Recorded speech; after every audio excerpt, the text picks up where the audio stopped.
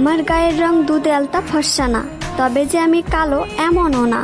আমি এতটাও সুন্দর না যে আমার দিক থেকে চোখ ফেরানো যাবে না, তবে আমি এতটাও কুৎসিত না যে আমার দেখতে ইচ্ছা করবে না।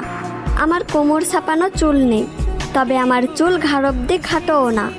আমি হয়তো অনেক সুন্দর রান্না করতে পারি না, তবে যে আমি মোটেও রান্না পারি না এমনও না।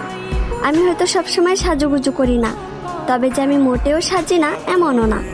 আমি হয়তো সব কাজ গুছিয়ে করতে পারি না, তবে যে আমি কাজ করতে পারি না এমনটা না।